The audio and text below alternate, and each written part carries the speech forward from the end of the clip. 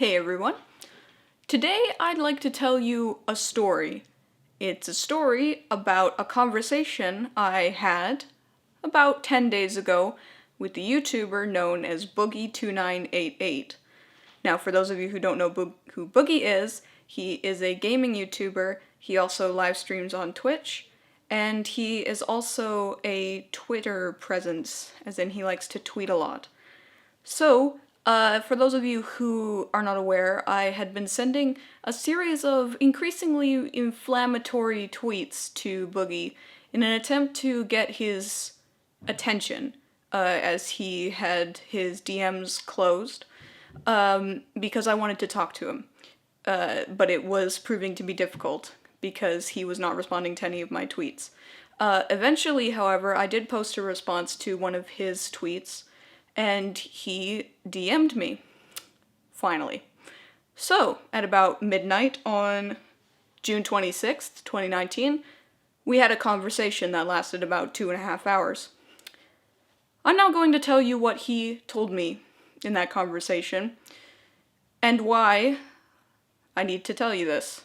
So, without further ado, let's get started.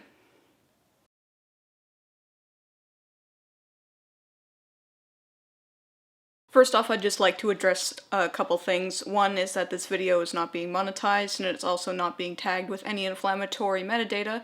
My purpose in making this video is not for attention for myself, but rather to bring attention to some of the behavior that Boogie has been, well, engaging in, privately and publicly.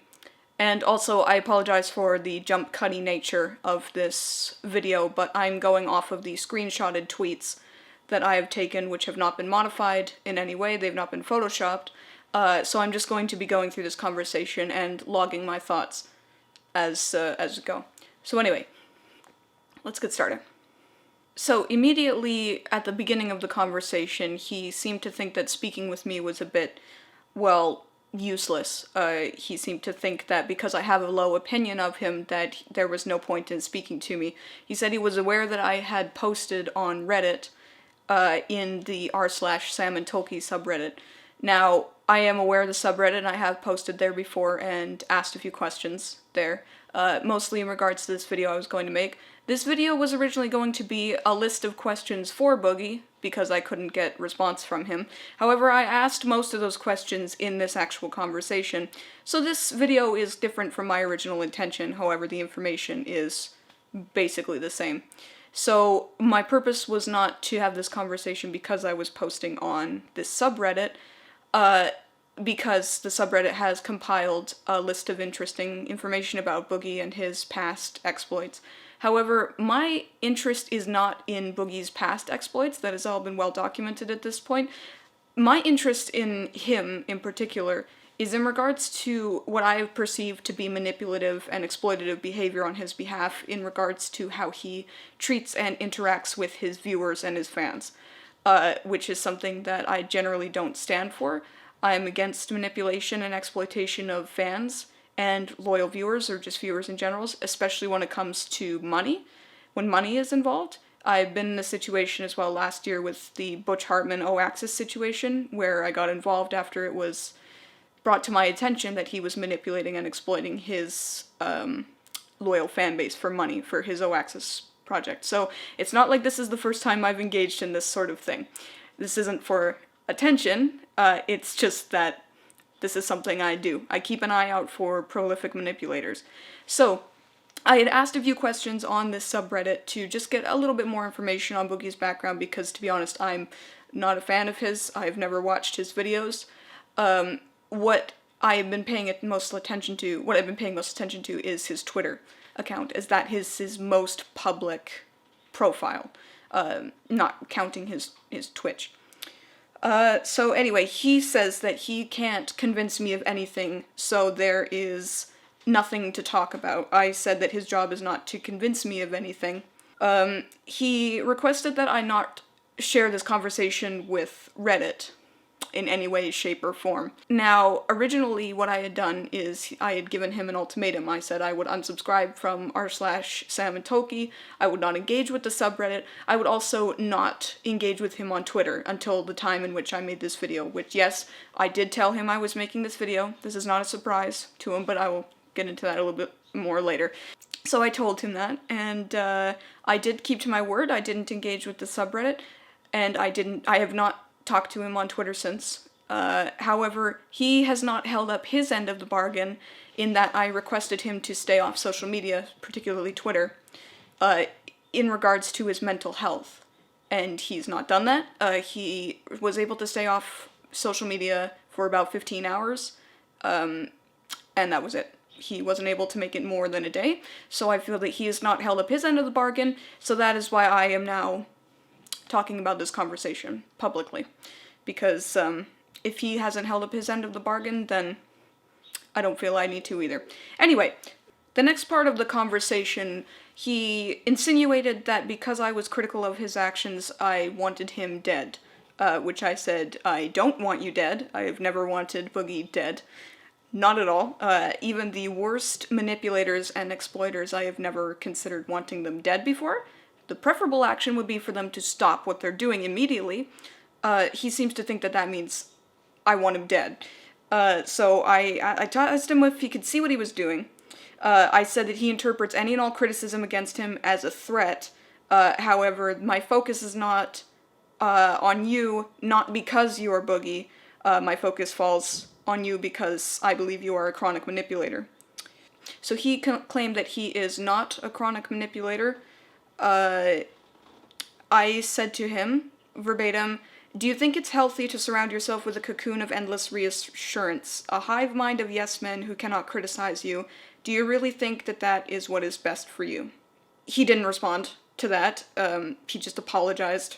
That's one thing I would like to bring up as well. Normally when I engage in conversation with someone who I perceive to be an extreme manipulator or an exploiter, they're very defensive, as in they will shirk any and all responsibility for their past and present actions because they believe they have not done any wrong, that everyone who criticizes them is stupid, and that any criticism against them is just trying to bring them down, and it's not valid in any way, shape, or form. The interesting thing about this conversation with Boogie, though, is that I've never seen a manipulator just go to pieces so fast when out of the public eye. So it seems normally like with Boogie's Twitter responses, his usual response is just sort of passive-aggressive, kind of, mean tweets, but he always ends them with something like, love ya, or some sort of passive-aggressive thing to make him just look very, you know, he's insulting people, but he doesn't want to look like he's insulting people. However, in this DM, the impression I got from it was like a small child who had broken a vase and was terrified of being told off by his mummy. That's what it seemed like. I've never seen someone just purse dump so fast when confronted like this. So I was surprised at first about how he was just so willing to go to pieces. Over time, as we talked, I did start to feel a little bit bad for some of the harsher things that I had said to him in my initial tweets. But that was just, well, the manipulation starting to come in, gaslighting and all that. So I had tried to stay aware of these manipulations, manipulative tactics. However, as the conversation went on, I did start to get a little bit more lenient towards him, a little bit less aggressive. But that obviously didn't really go anywhere. Anyway, I said I appreciated him reaching out to me, and I told him that what I am concerned with is not what you've done in the past, but how you treat people in the present, the people who admire you. Then he tried to duck out of the conversation again by saying goodnight. He was constantly, throughout this conversation, trying to get out of it, just by saying goodnight, or I can't change your mind, or I'm sorry I bothered talking to you, I'm sorry to bother you. Everything to try and get out of this conversation. Throughout this entire conversation, he never addressed a single criticism that I had brought up. I'll get into that more a little bit later as we get into it. However, all he said was just, no, no. He didn't outright say it, but it was just, no, no, no, no, no. No, no, no. It was all just deflection and dodging of every criticism that I brought up. So anyway, he says goodnight. And I told him that he has a lot more sway in people's lives than he thinks, and I know that he knows this. He does have a lot of sway in people's lives, because whether you like it or not, he is an influencer of sorts, and people do listen to him. If you check his Twitter, you check his Twitch, there are lots of people who still support him. This isn't kicking someone when they're down. This is someone with still a fairly large subset of support for him. However, he doesn't seem to think this. He doesn't seem to regard the people who care about him or enjoy his content as anything, because he's too busy, well, focusing on the people who are critical of him. He says, pay close attention near his birthday in July, and it will make me very happy. Again, not at all taking into account what I said to him. I said, you could do so much more for the people who still hang on to your content, the ones who still smile at you and treat you with what you say with respect and admiration. He says they will be happy. Still not addressing what I've said. I said, all you do is take from them. All you ever do is take from them and give nothing of substance in return. This is in regards to a lot of his new content, which is week-old gaming news that people could get anywhere else. He says he's giving something all back and everyone will be happy in July. I told him video content is much more ubiquitous than it used to be. They can get what you offer in 1,000 different places, and he says goodnight. Again, complete deflection of what I said. I said, you claim to be a positive influence on them, yet you never do anything for them. He says, I don't think you're reading what I'm saying. Which I was. I was paying attention this whole time. He was not paying attention to what I was saying, though, again, with this deflection. Didn't even take a second to really absorb what I was saying, think about it. It was just very fast responses. You can tell by the timestamps, too, that these were just immediate responses. I claimed that Boogie is afraid of his fans. You're afraid of the power that they have over you, and I think this is true. I think that this is why he's so afraid of criticism, is he is frightened of the power that people who either like him or hate him have over him, because they have the power to sway how he acts in any situation. Boogie is a social chameleon. He doesn't seem to be the same on any single platform. On YouTube, he's regarded as a very kind and wholesome person. You might have heard the phrase Mr. Rogers of YouTube thrown around here and there. Boogie refutes this name, however, you might have heard it. That's all I'm going to say on that. On Twitter, he's something of a strangely passive-aggressive edgelord, always reacting to new situations with whatever he perceives to be comedy. I realize that a lot of his posts could be considered satire, however, in my personal opinion, it's not very good satire. And on his Twitter account, during his live streams, he seems to be more of a sort of squirmy, slimy, kind of pathetic person where his actions are dictated by how many donations he gets and how many subscribers he gets, which is totally different. It seems like on every platform he is on, he takes a different persona up. Sort of what Christian might call an information overload, to try and give people so many controversial things to get attached to that they can't pay attention for very long, at least in my perception. Whether or not that's true, I'll leave that up to you. That's what it feels like, though. So, I said that he is afraid of the power that his fans have over him. He says, no, I love my fans, I am afraid of Kiwi Farms. Kiwi Farms, if you're not aware, is the site where basically people go to laugh and make fun of others. It's basically a lol cow factory. Now, I'm not saying I agree or disagree with Kiwi Farms. I don't partake in that sort of thing. However, I do pay attention to cringe culture, just as an aside. Still not regarding what I'm saying, really, at this point. I said, you're so terrified of people turning against you that you have to apologize 20 times over for something that shouldn't have even involved you in the first place.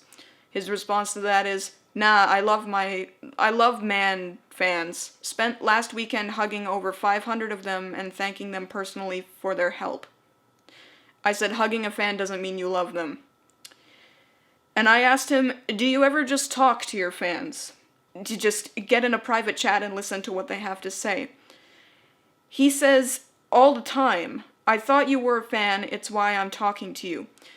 This, it confuses me, because Boogie's history of direct confrontations with his fans, especially one who has been extremely openly critical of him, has been to block them entirely. I actually tried this as an experiment on his Twitch channel, where I replied with something, I posted a chat comment with something very critical of him, and his mod instantly banned me. It took about 10 seconds to be banned, and then I got a whisper from someone right after, which basically told me to go fuck myself. As well as a whisper from someone else who was curious as to what I said, in the message. Now, the message was very harsh. It was very insulting. I just wanted to see what his reaction would be, but his mod deleted it before I think he even saw it, so whatever. But, that's generally the reaction with his more critical, viewers, is blocking them. I was very surprised that I had not been blocked, because he clearly doesn't know who I am. That's okay, he doesn't need to know who I am, but everybody else who has been critical of him in that regard has been blocked pretty much immediately, but not me. And I certainly don't think that he DMs people to the extent that he did to me. I'm not sure what about myself is so different compared to everybody else. I did want to find out, however, I wasn't really able to ask during this conversation, so take that for what you will, I suppose, but yes, that seems to be the only way he really interacts with his fans, either through public messaging or by blocking them. That's basically it. So he says that he talked to 3 other people tonight just like this. I do it every day. I don't have any proof of that, so I can't say for sure whether or not that's true. But I asked, do you ever just talk to them when the subject isn't yourself or related to yourself? Because I've yet to see any evidence of that. He says it's always about them. I ask about their life and talk about their problems. And I asked him, then why do you tell suicidal young people that life is meaningless? This is in regards to a tweet where one of his fans, a young fan of his, was expressing suicidal thoughts, and Boogie's response was to tell him that he would understand if he killed himself. So Boogie comes off as, or he likes to come off as some sort of champion of mental health, in that he cares about mental health and the well-being of his fans. Why you would say that you would understand if your young fan wanted to kill themselves, as opposed to taking them aside and trying to speak to them? I don't think I'll ever understand that mindset at all. Sickening behavior, for sure. It's not the mark of someone who cares about their fans, and I realize that he is trying to be understanding. That is not the type of understanding that you want to engage in. You shouldn't entertain that, especially if they look to you for guidance. What if that was the thing that made them kill themselves, that a person that they respected said, I'd understand if you did it. Do you think you could live with that? Like, do you think that would be okay? Anyway, he asks me to listen to him if it's all moot. I was still trying to tell him something. I said, why do you have them spend all your money on you when they could be using it on themselves? But I said, yes, of course, you can talk to me. He says he doesn't trust me enough to go into details, but remember you promised not to share this. However, he didn't say not to share it to YouTube. He told me not to share it to Reddit, which, as I said, I didn't share this to Reddit as long as he held up his end of the bargain, which he didn't. So that is why I'm sharing this now.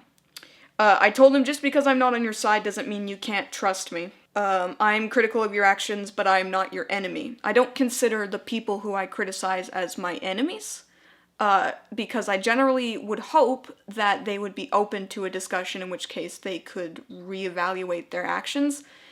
Usually, though, with this level of manipulation going on, that is usually not the case. But anyway, I don't consider people I am critical of to be my enemies. So he goes on to say, on my birthday, I'm doing something really big. It's gonna make everyone really happy, and my fans and haters too. You're gonna love it, especially Reddit. I just want to go to one last VidCon and say goodbye to everyone and see my fans one last time. I asked him if he was shutting down his channel, and he didn't answer. He said, but it's what everyone wants from me, and it's gonna help a lot of people. And I said, are you sure about that? Despite what you say, there are people who will miss you. So which is true, because again, he does have a large subset of supporters and people who care about him. I just don't think he sees that, at least to the extent that most people would. He focuses much too heavily on his critics and not the people who support him, even though he surrounds himself with a cocoon of yes men and people who kiss his ass all day. I still don't think he sees that. Anyway, he brings up the Atika situation, which I will not go into details about because I'm sure most people know what that situation was about. He was already planning it. So, kind of clicked in my head at this point. I asked him, he's planning to follow the same route as Atika. Or are you just trying to get off my back by hinting at a suicide attempt? I asked this not because I was uncaring, but rather I have heard many times that this is a tactic of his to threaten suicide when he is confronted with criticism of any kind. So again, I was trying to just keep my head about the situation, not panic about it. He says, Reddit says those guys won't want me around once Reddit convinces me I am a monster. And I said, do you see the problem here? The solution is literally right in front of you. They say you're a monster, as in Reddit says you're a monster. And I said, all you have to do is be better than what they say you are. Doesn't seem like it would be particularly difficult. So if you're doing crappy things, and people have recognized them as crappy things, if you stop doing the crappy things, then people will get off your back about it. They might still hold it against you, the things you did, but if you stop doing the things that people are getting mad at you about, they will leave you alone. But he says it doesn't matter. They don't care or believe me, so it doesn't matter. I said, if you become better than what they say you are, then their criticism cannot hurt you. Which is true, because if you know that you are better than what they say, they being this nebulous, critical crowd of your actions, then what they say can't hurt you. It's like how people have called me a whore.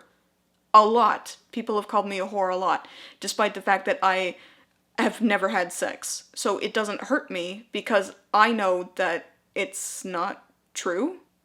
So I said, you're not trying to be better, you're exactly the monster they say you are. Which again, personally I think is true.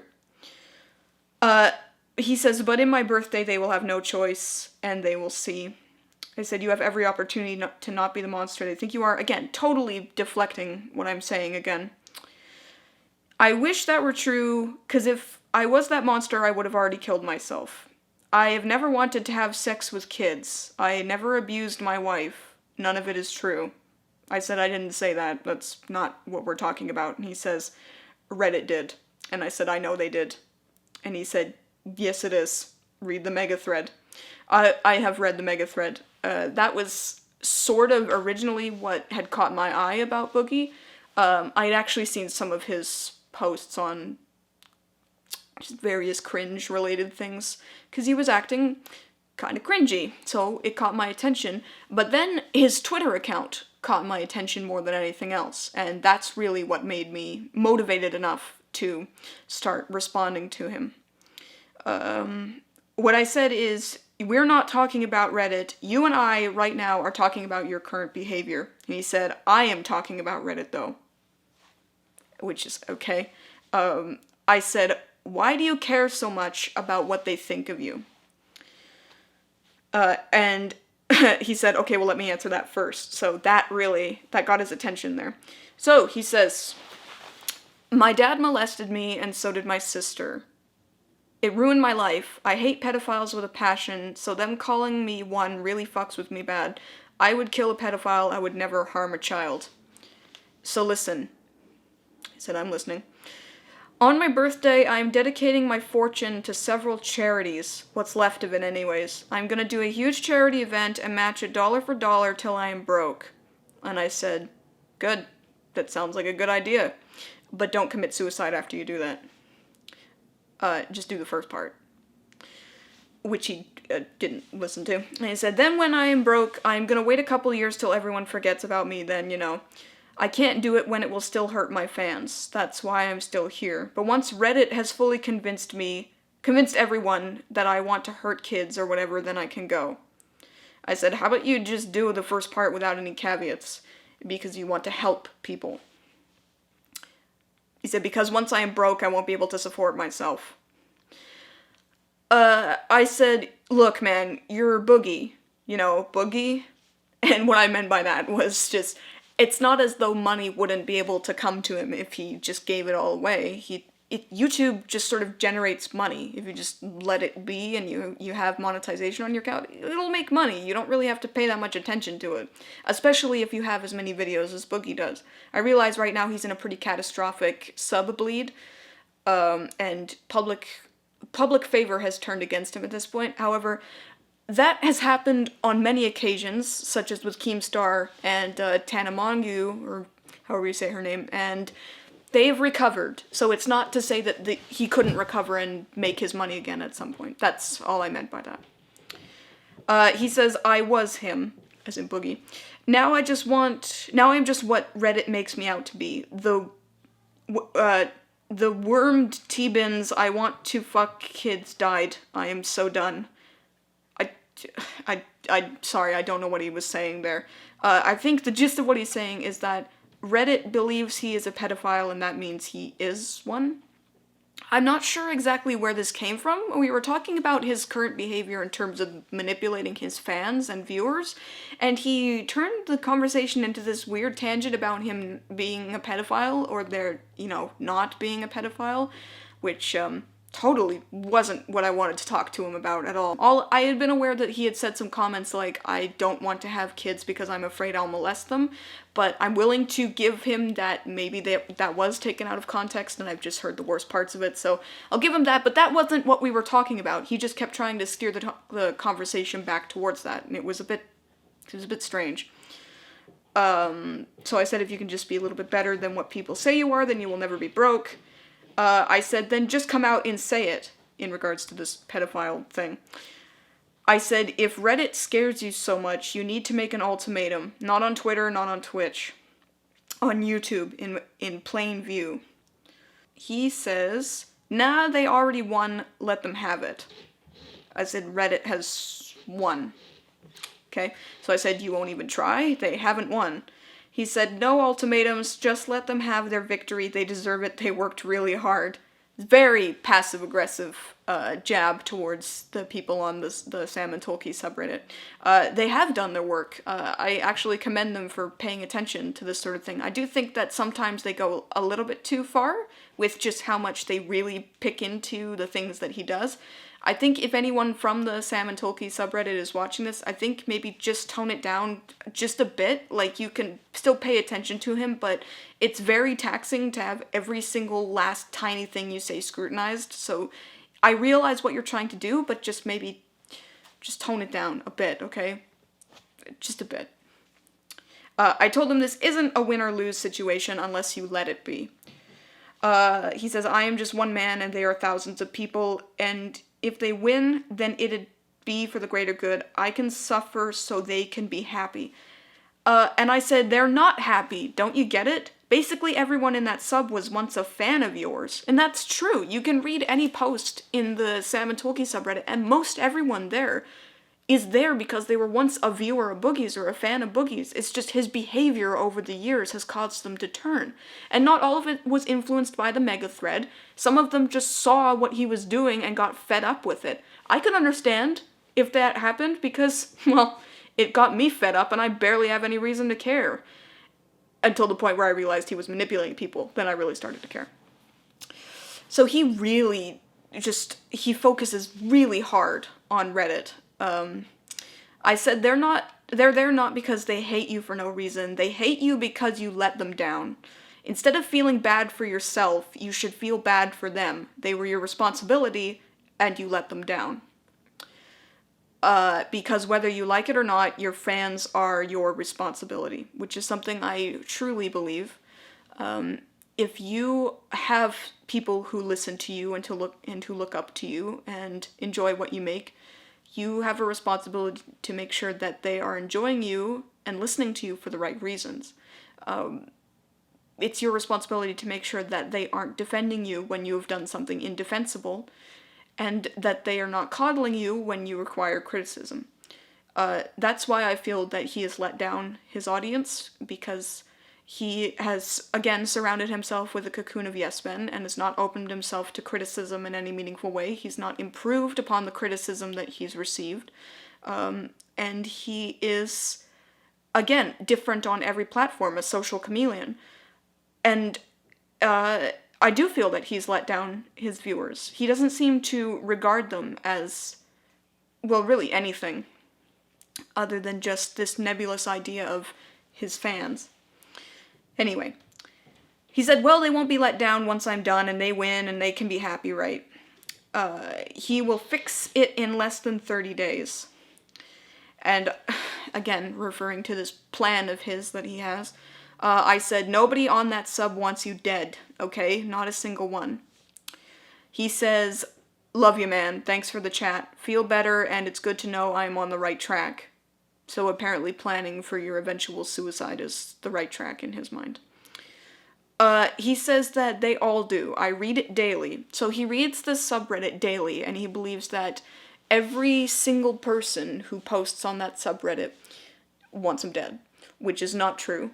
A lot of people, again, have been let down by him, but that doesn't mean they want him dead. It just means that he has disappointed them, and they wish he could be the person that he says he is, or pretended to be. Not that they want him dead. I would say maybe for every 1,000 posts on that subreddit, there's maybe one that would say, I want Boogie dead, or something like that. It's also true that basically every online personality gets death threats. I've got them a lot. I've been doxxed. It's just an inevitability. The concern is whether or not people start physically starting to harass you, say calling you or sending you, physical mail, things like that. I'm not saying that excuses it, I'm just saying it's not true. He's generalizing the posts on there as that everyone has it out for him and everyone wants him dead. That is the impression that he's giving off here. I said, if they aren't willing to forgive you, then you don't need their attention. Not once have I seen a post on there saying, die Boogie, or something like that.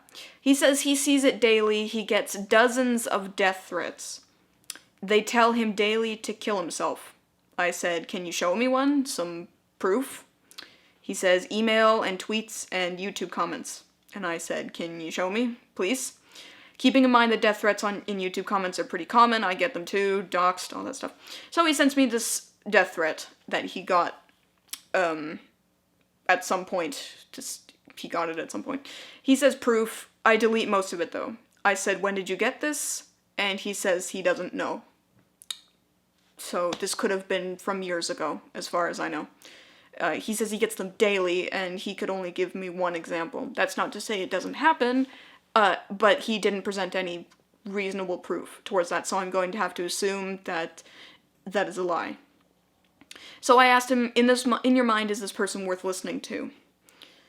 Is someone who says they want to physically hurt you someone you need to pay any mind? Do you equate general criticism on the same level as literal death threats? He said, no, but the tens of thousands of people who agree with him, yes. I'm just one person, and if my death will bring joy to so many people, I am selfish not to do it. I just have to wait till my fans move on. I said one email doesn't equal 10,000 people. That's FCC thinking right there, as in generalizing the thoughts of one as tens of thousands of people.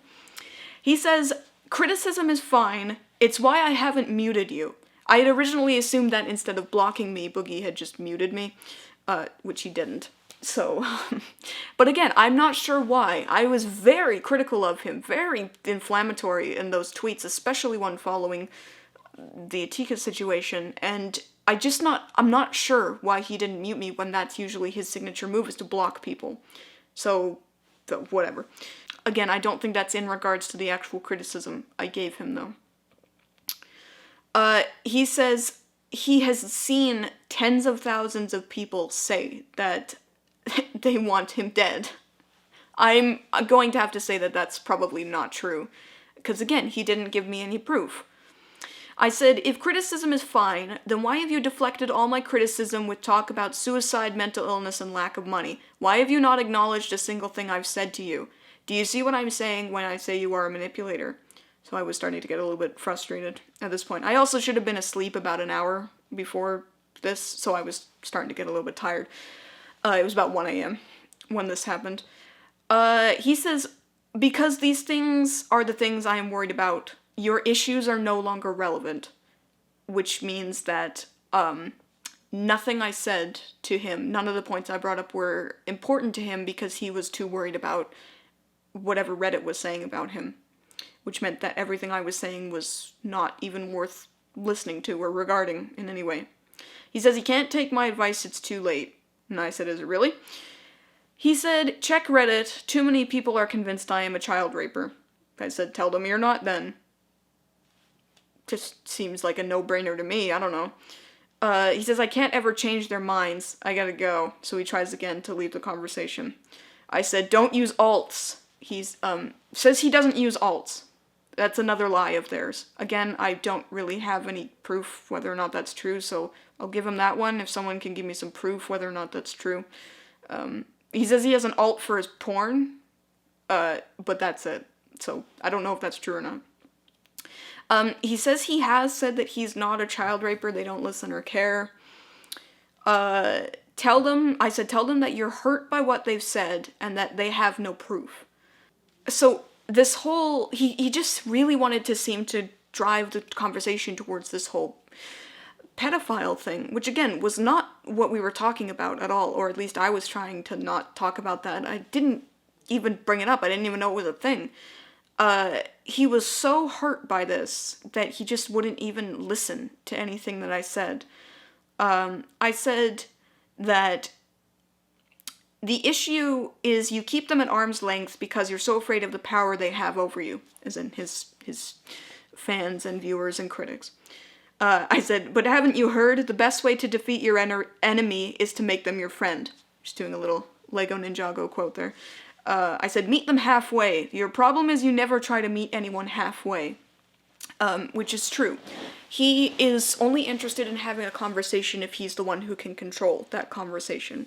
When I say meet someone halfway, it's in acknowledge what the other person is saying and take it to heart even if you disagree with it, which he never does.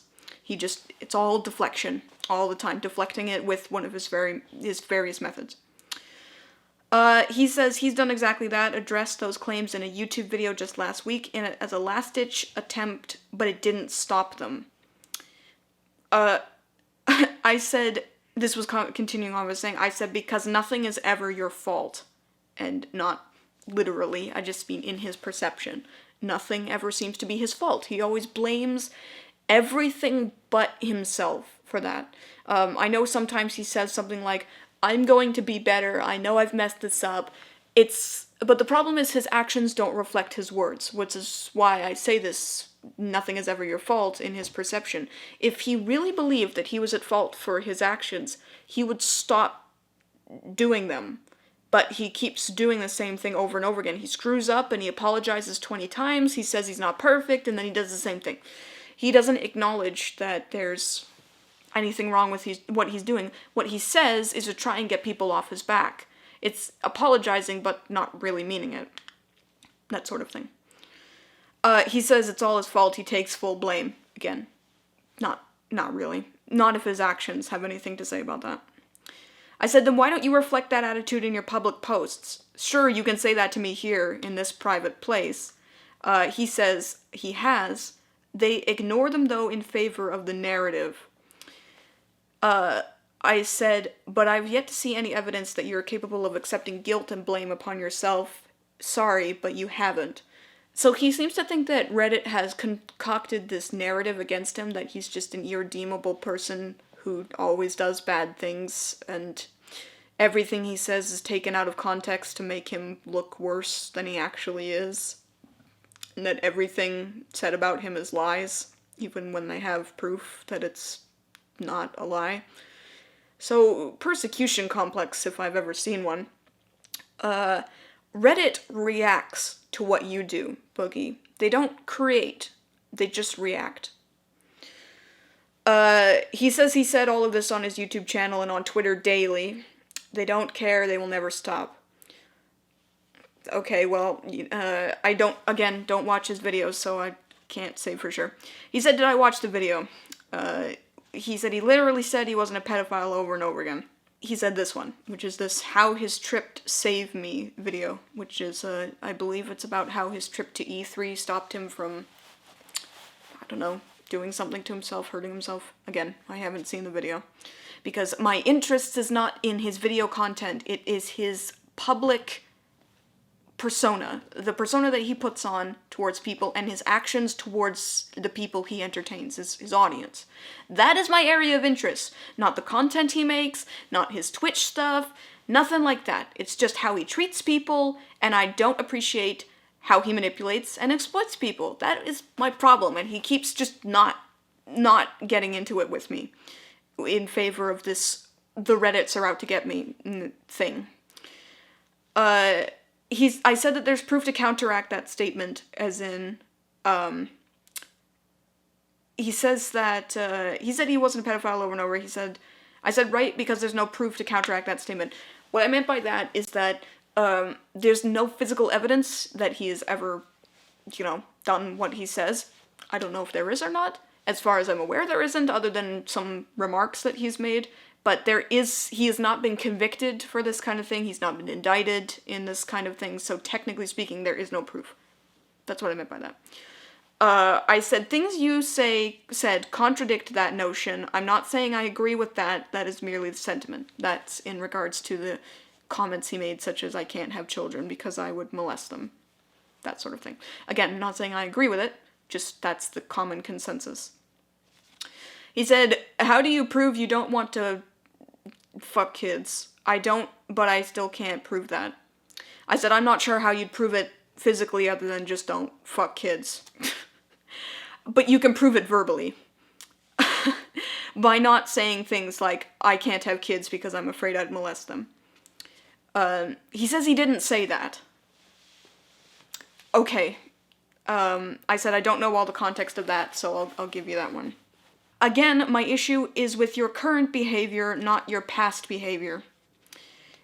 He says the whole list is like that. This Lucy Fox shit, for example. He's referring to the mega thread. Again, I don't know anything about the Lucy Fox situation, so I'm not going to comment on it. Again, this wasn't supposed to be about his past actions, but his present actions towards his audience. So I said, so nothing about that mega thread is accurate, you're saying. But he didn't, he said there were a few accurate things. The Holocaust thing, I said. The LGBTQ thing, I said. I told him I don't give a toss about what happened in the past. He says those are true and I deeply regret them. And I said I believe that. And I do believe that. I think that he realized he made a mistake with what he said, both with the Holocaust thing, which was said on the H3 podcast, and the LGBT thing. No, wait, that was on the H3 podcast. So controversial statements of his. However, he didn't make similar comments like that following the situations that came with them. So that's why I say I believe that, because his pattern of repeating this controversial habits of his didn't happen. So that's why I said I believe him, is because he wasn't doing, his actions reflected his remorse. That's why I said I believe him. He says he's glad that I do, but most people don't. So, instant reaction to positive reinforcement there. I said I believe him, and that was he was very receptive to that. because most of the messages that I got were not very receptive to what I was saying, but that he was very receptive to. He said, even if I could appease you, I can't appease them, so appeasing you is moot. I said, you don't need to appease me. I'm not some god of judgment here. He says, doesn't matter what you are, I am explaining that as long as Kiwi Farms is doing this, there is only one way out. Ask Chloe. So Chloe is referring to a game developer who killed herself by setting herself on fire. I'm not sure if everybody knows. So, yeah, he's basically saying that because Kiwi Farms is picking on him, the only way to go out is to kill himself. I explained something to him after he said that. I said, again, my issue with you is that I resent how you manipulate the goodwill of your audience and are unable to take personal responsibility for your actions, as well as your habit of injecting yourself into every single situation. I don't care what you've done in the past. I'm not a judge, jury, or executioner. However, this is not the first time my eyes have been set on situations like this. I was referring to the Butch Hartman O-Axis situation. Completely deflecting that. I get that that is your perception of me, and were that the truth, I would try to fix it, but even if it was, and I did, it's a moot point by now, anyway. So, totally not receptive at all to what I was saying there. He says that this is my perception of him. Okay, fair enough, this is how I perceive him, but what I'm perceiving is his actions, which are bad. So he's basically insinuating that I am lying about this. He says, were that the truth? It's not a lie. My perceptions are my perceptions. There's no lies involved. I asked him, so you only wanted to talk to me to change my mind? And I said, what makes you think my mind can't be changed? He said, changing my mind is moot. And I said, who's to say it is? What if you've got a supporter in me? Now, what I meant by this statement is that I don't believe that people are inherently bad, and if they show genuine remorse for their actions and stop repeating those actions, then I believe that they could be forgiven. I'm very, very hard on this stance, and that's why I'm very critical of cancel culture as well, completely writing off a person because of their actions and the idea that someone can't be forgiven for what they've done. That's why I brought this up. But he says it doesn't matter if I can or can't change his mind. It's my mind. It's already over. Then you can't possibly convince them to stop, and neither can I. It's already over. And I said that's because it's not my job to tell people to stop speaking their minds. Then I wanted to get a bit more focused here, so I asked him if I could tell him a story. He says, okay, just know it won't change anything, but I'm glad to listen to you if it helps you. So I got quite miffed at this part of the conversation. I said, it doesn't help me because I don't need help. This isn't about me. This whole conversation wasn't about me. I was up at 1 a.m. trying to talk to you because you're the one with the problem, not me. So why are you... Okay, so just trying to spin this as a positive thing, like, oh yeah, if you want to do this, it's your... I'm happy to help you with this. So I said, I don't need help. And he said, then why bother? And I said, because I think it could perhaps give you some perspective. And he said, don't worry about it. I said, just for a bit of perspective. He said, I don't need perspective, it's already over. And I said, well, if it's already over, then what's a couple more minutes listening to a little story? He said, sure, if it will help you or make you feel good, I'm glad to listen. Again, making this about me, even though it's about him. Or he said, or miss. Don't mean to cisgender, misgender. Never asked your name, sorry. So yeah, he didn't know who I was. I told him my name. He says, he asked me what my preferred pronouns are. I said, I don't care. So instead of just waiting for permission, I just told him the story. And the story was about how I had gotten into some trouble with Adult Swim, where I had tried to pitch them a cartoon idea, and I was hoping for feedback on that, and instead of getting feedback, they had entertained somebody else's really, really weird foot fetish concept, and I felt that they were misusing their time and their power. So I made a video about it, and it attracted bad attention from a subset of 4chan who really got upset about that video. And they made a nice, big, insulting thread about myself. It just went on for a while. and I tried to get them to stop by posting as an anon, but they saw right through it immediately. And then they broke into the Google Drive folder I had with the pitch assets in it and started criticizing them. So I told them the story through the DMs, and I said, though after the situation cooled down and the people of 4chan left me alone, I took a step back and thought about it. Whose fault was this really? Why did all their insults hurt so much when most of them weren't even true? 4chan, and they just pick on whatever. He says, so, he didn't respond and said, it's been 4 years of Reddit doing this, and they will still be doing it 4 years after I'm gone. Our situations are different. But I hear you, and I'm glad you found solutions for yours. And I said, I'm not saying it's the same situation exactly. And I said, I never did find a solution. And he says, oh, well, I did. Stay tuned to see how it plays out. So, not listening to the story at all. Taking absolutely nothing away from the story. I told him, I don't know if it's a good story or not, but the point of the story that I was trying to tell him is that I did find a solution. It didn't make the criticism that I had received go away, and the insults, and the fact that, they had broken into my assets and made fun of them. The only way I got it to stop was to lock the Google Drive folder with a password. But after the whole situation had cooled down and I stopped being upset about it, what was the lesson here? Was it 4chan's fault for, being insulting? Or was it my fault for putting myself in a situation to be insulted? So I didn't have a solution to it, but at the same time I did have a solution to it because I took responsibility for the parts I could. And then he just posted a link to the Chloe person. And I said, that's not a solution. So he said, I'm just getting a bit fed up, completely disregarded the whole story I told him, and I said, how can you claim to be sensitive to mental health issues when you're sitting here just trying to get me to feel sorry for you? He said, it's the only solution. I've been thinking about it for over a year and it's the only way out. She was right. As in, this Chloe person was right. I said, no, she wasn't, and you're not either. B says, please don't feel sorry for me. Is that really what you think this is?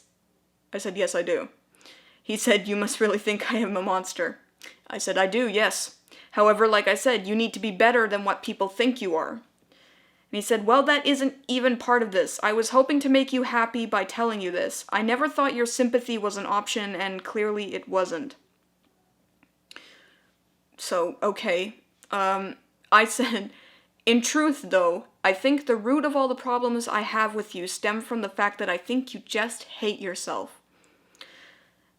And I don't like seeing you parlay your self-hatred onto your fans. He says, I wanted to tell you to make you happy ahead of time before the others get to be happy. Sorry if that failed. Insinuating that I would be happy if Boogie killed himself. And I said, someone committing suicide doesn't make me happy. What would make you think that's even remotely the case here? Why do you think my DMs are open? Why do you think I told people to come and talk to me when they need to? Why do you think I'm talking to you right now when I should have been asleep over an hour ago? Because I care. I know you wouldn't want most people to die, but I never imagined that would extend to me. Okay. I said, if I didn't care, I wouldn't have even bothered with you in the first place, like 99% of everyone else on planet Earth.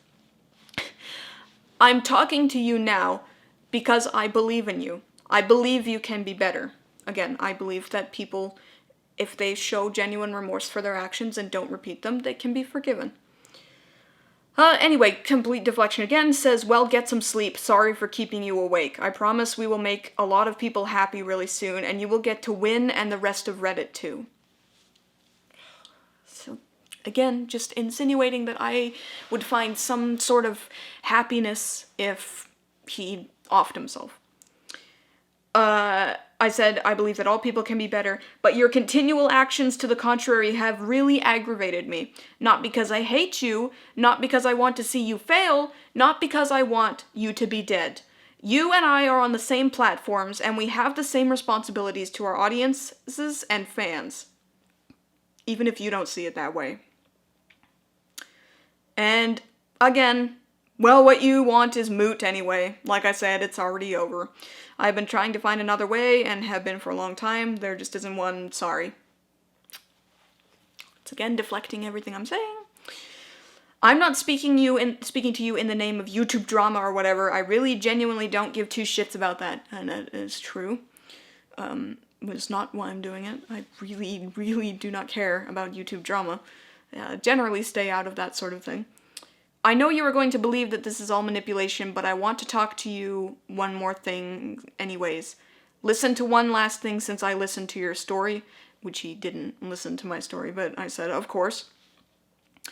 Okay, so he says, I really am not the person they make me out to be on Reddit. I tried so hard to show you guys, but it was too late. I screwed up a lot in the last year because I went batshit insane. Worst 2 years of my life. Now that I am almost sane again, it's too late anyways. But I do care about my fans. I care about you. I do just want to make people happy. I know you won't believe that. It's okay. When I'm gone, you will know it was true because the proof will be in the acts, giving everything away and waiting till my fans forget about me to off myself. They will say it's a form of manipulation, though. That's okay. Maybe you will believe me since we talked tonight. Maybe not, but I hope so. I say I love you because I do. Fans and haters alike. I really have no will in my soul for you. I really have no ill will in my soul for you or anyone. I just kind of had to think about that for a sec. So he says he loves his fans and haters alike. Loving a hater is not blocking them. Loving a fan is not exploiting them. So that's why I can't believe what he said here. His actions don't reflect his words on any platform of his. And that's what's so frustrating about this whole situation. So I said, can I ask you something then, if you care about me? He said ask, but he said, I wish you nothing but the best. I love you, my friend. Thanks for trying to help. I see your good intentions and I truly appreciate them. Again, I can't believe this statement. I can't believe it. I literally cannot believe this statement. If he saw my good intentions and he truly appreciated what I was saying, he would take into account what I was saying. But that's not what he was doing. This whole conversation was just nothing but deflection, not taking a single aspect of my criticisms to him, not considering anything, nothing. It's just words. That's it. He's saying this because he thinks it's what I want to hear. I want to hear that I'm a good person for doing this. Oh, that I'm doing this because, oh, I'm such a good person. No, that's not what I want to hear. What I want to see and here is him being better. That's the goal here. It's not to flaunt any superior, oh, I'm so much better than you kind of thing because you do this sort of thing and I totally don't. No, I want him to be better because I think that he can be better, but he's not doing it, and that's why it's frustrating. So I had asked him something. I said, if you're really determined to go through with this plan, can you at least do this? Keep a bit of money for yourself and use it to go into therapy. Not just mental therapy. Get yourself committed somewhere away from social media. It's because social media is clearly an extremely toxic influence on his life. He is addicted to social media. He can't stay away from it for even 24 hours. If this conversation is to be believed, he can't help but inject himself into situations and open himself up to more avenues of scrutiny. And he deserves it because he is a social media addict. I think the only way for him to get better in this situation is to be completely cut off from all internet usage. So social media, YouTube uploading, Twitch interactions, everything. Because the interactions he has with his fans and his critics and haters is such a toxic influence on his life that this is what it's led him to. So my request was for him to use the money to go into therapy in a way that he could be away from social media. That's what would make sense to me. He says he's already in therapy. It can't help. Nothing can. He says he's already done that twice in the last year. It didn't help.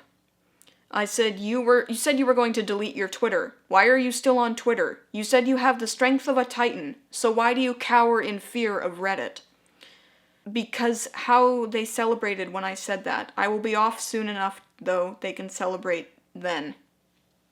So because he hasn't had success in the past, it's not worth trying at all. That's about the long and short of that. I said, fine, if you don't see therapy as an option, then how about this instead? Before you go through with your plan, delete your Twitter for good. Tell people it is for your mental health and just do it. No money required, just a bit of self-control. And he says, deleting Twitter won't make them stop. Nothing will. And I said, it doesn't matter. People are going to say what they're going to say, but it's none of your business. Normally I wouldn't say this, but if this is how far he's gone, if the toxic social media influence has driven him to suicidal ideation, then I think that that's probably the best course of action, is to not just shut out everything but the yes men, just shut out everything. It's just if that's what it takes to keep him alive, then I think that it's perfectly reasonable to do that. But he won't be deleting his Twitter, he says. I like being able to respond to their hatred and explain my side of things to my fans here, so I will do that till I'm gone. I said, even though it's killing you? He said, it is my business because it hurts me and my fans and my employees and my actual career. Twitter isn't killing me, Kiwi Farms is. Gonna have to disagree with that. Kiwi Farms is literally a place where everyone comes to laugh and make fun of people. Why on earth would their opinion matter? Again, not saying that the people of Kiwi Farms' opinions don't matter, just saying, why would their mockery of you have such an influence over your life? The far more toxic and detrimental, just destructive influence on his life is not Kiwi Farms, it's Twitter. He has nobody to blame for this downward spiral that he's in than himself. He has nobody to blame but himself, because his actions don't reflect any significant change. That's what I'm trying to say. He says, Reddit is nothing compared to Kiwi Farms. Reddit is a good way to gauge how successful Kiwi Farms is, but Reddit isn't the problem. And then he says, ask Chloe why it matters, in regards to why would their opinion matter. So I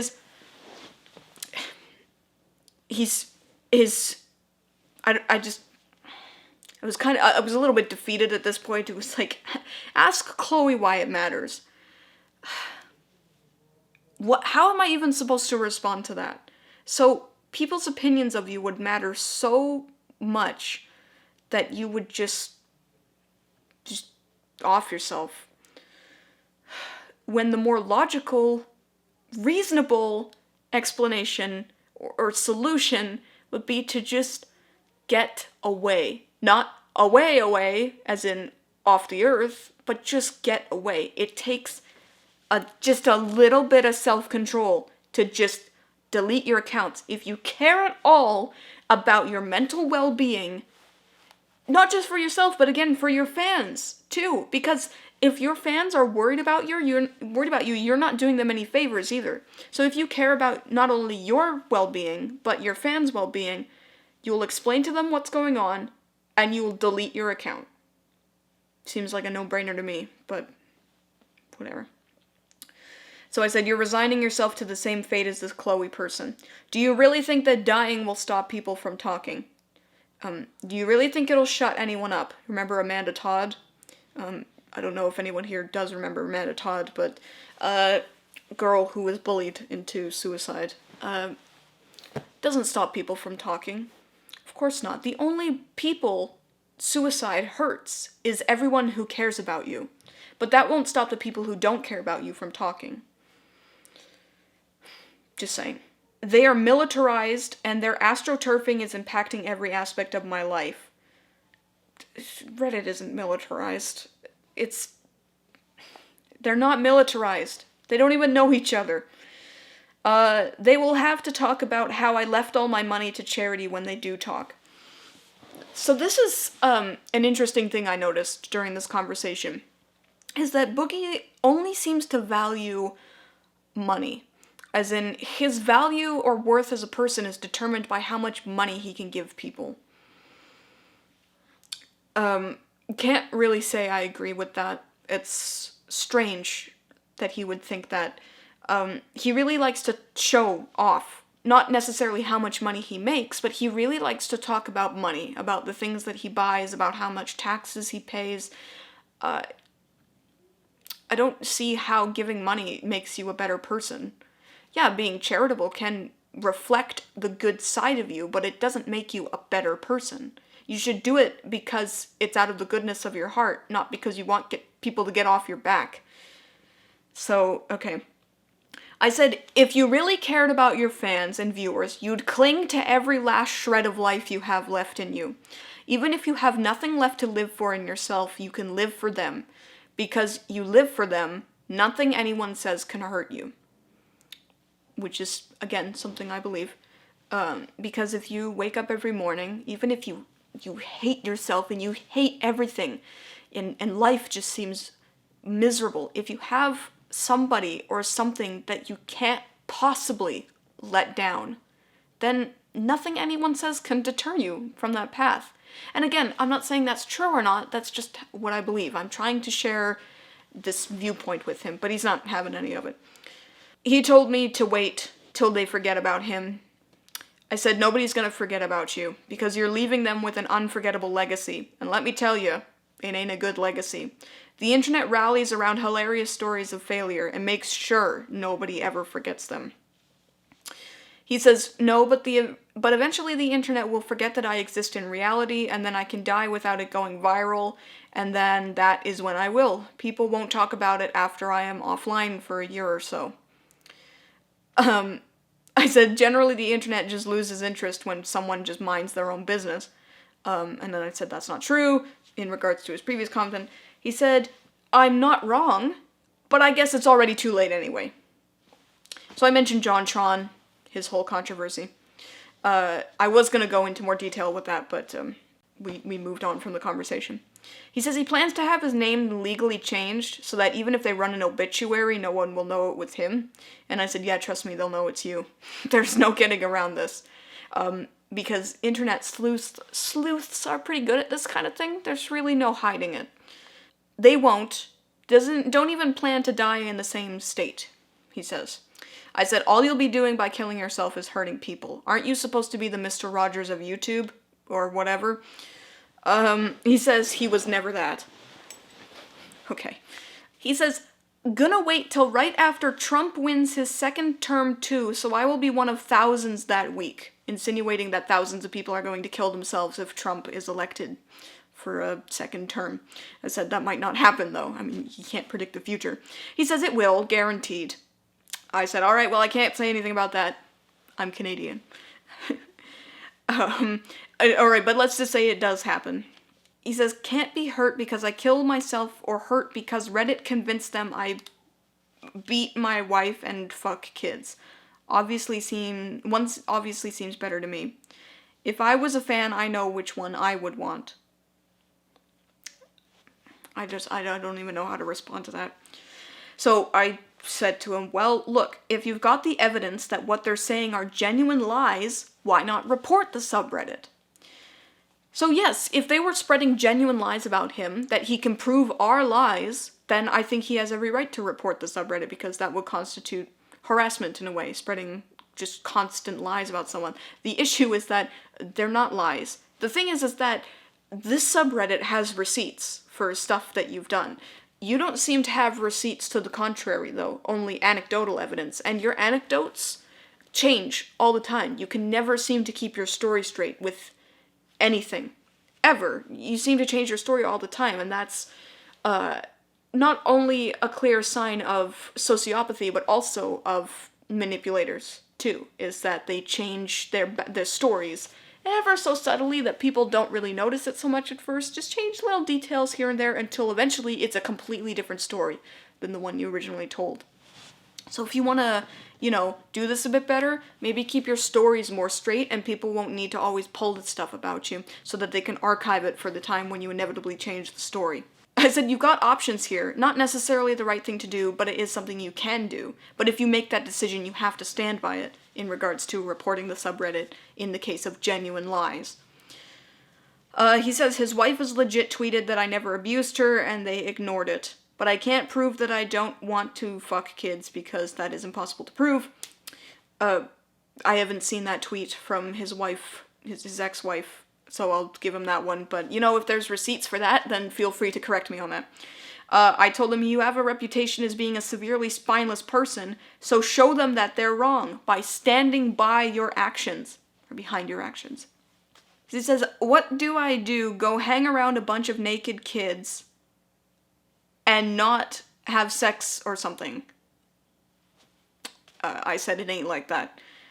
He said, he will on his birthday, that's the entire point of this. As in, he's going to stand by his actions by going through with this plan of his. I said, how about you just start now? As in, you know, growing a backbone. He says, show them I can be brave and do the right thing for my fans.